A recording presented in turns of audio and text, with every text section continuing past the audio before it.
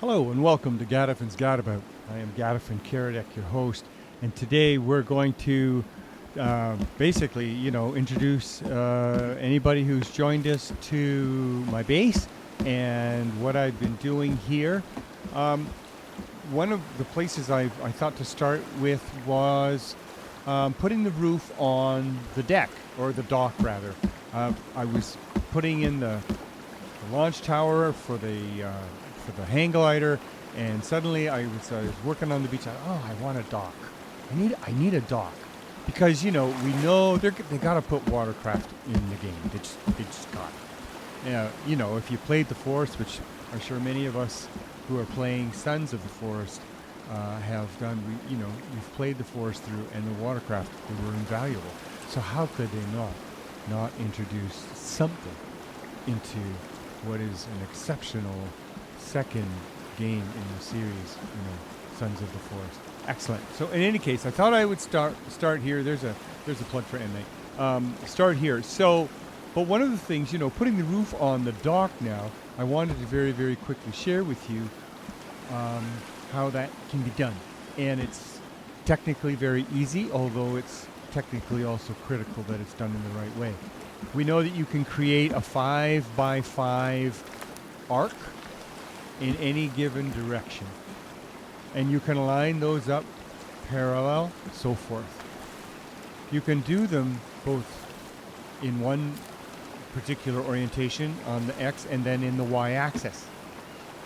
However, what is critical is that, one, you have all of the supports underneath these columns. Obviously, I stripped this out, and I had intended to start with something, removing all of this over here. And in fact, there's a couple of things that could come out. You can see that these could come out. However, what's critical is that you have the 45-degree trusses at the end points, or whichever is the perimeter line, within your given space. As long as you have those 45-degree uprights at every place. And you can see this is divided into 4x4 and 4x4, and then the back ones are 3x4, and then there's the central column. And the reason I parceled it that way is because of the dimensions of the dock. It's 9x11. Had I known I was going to do this to begin with, I was going to be able to learn how to do this, I perhaps would have changed the dimensions. However, it has a whole lot to do with the height I want the tower to go. So in any case, as you have your infrastructure, you got to have all of the columns in all of the necessary places at all of those junctures to the floor, right? And then you make sure, and you do not need 45s in the lower tier. That's not important. And I'll share with you why very, very shortly, if you, in fact, you don't already know. But once you get all of your columns and all of your cross braces in order to put all of your uprights, which allow you to put the ceiling on, once you've done that, you don't need the 45s in the lower tier. However, all the way around is critical in order for you to start removing the material from the center of your space. One of the mistakes that I made was I started taking out all the lower columns. I was so excited, I can do this, and then realized I'd taken all of the supports out for the upper columns, and then most of, in any one particular direction, all of the horizontals and the lower verticals, the higher verticals rather, couldn't take them out. So you got to take all of the top verticals out, then the horizontals, and then the lower columns. Essentially, you have to take it out in the reverse of what you put it in. The only thing you're leaving is the outer shell. So that's how it goes in. It goes in from the ground up, and you have to do it basically equilaterally around the space, right? So once you've done that, and then you can remove all the stuff. And in fact, as you can see, you can even take these ones out, because here at your junctures, you've put them in whatever necessary places in order to support the direction these upper levels go. Now, what's really important, and here's the kicker, this can be 20 stories high. It can be 100 stories high. technically it could be 1,000 stories high. And the only place you have to have those 45-degree trusses is in the uppermost layer. The possibilities become very, very interesting. So you could have this whole space 25 stories high, and imagine what you could build within the confines of that. Possibilities are endless. But in any case, that's where it all started. But so the start of the videos, where are we at here? About 5.5. So, you know, my problem is keeping them at length. So I thought I'd start the videos with putting on the roof.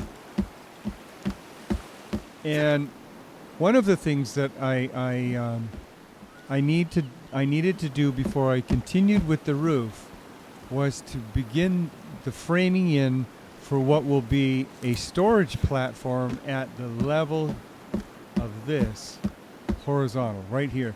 There will be a storage because the ramp has got to go up here at 45 degrees.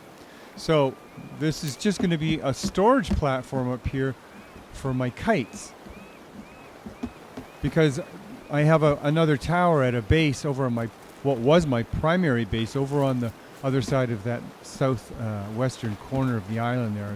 That other sandy knoll, that bay, is where my once primary base is, that now secondary base.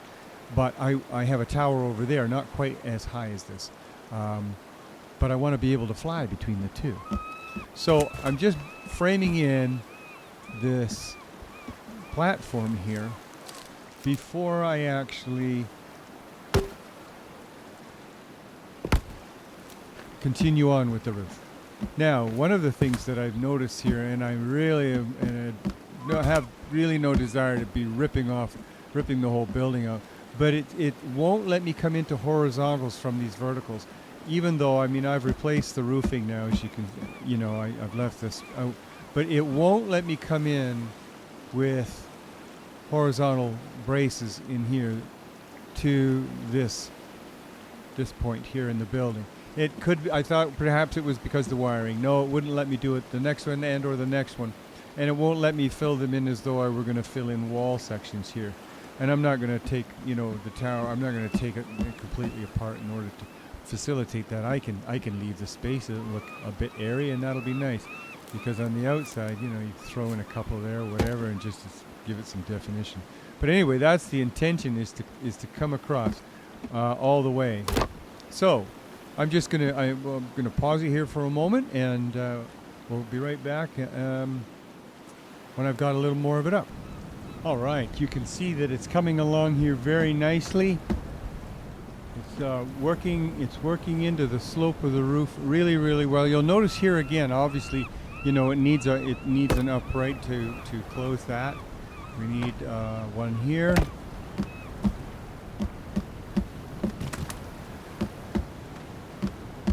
This will provide, you know, and optically it's just nice. There's something, it gives more definition to the look of the A-frame, and it you know, gives it some more interesting lines. Visually, I think it lends itself to I don't know, just seems, maybe it's overbearing, I don't know, but once we get it in, and I think if possible, I'm going to put walls all the way up the outside there, if it's going to allow that, just to give it, you know, that I love things when I'm building in games. I love things that look solid and made like they were made to last. Unfortunately, in today's world, that's not very often the case. However, it's getting dark. We're going to pause this here for a moment, folks.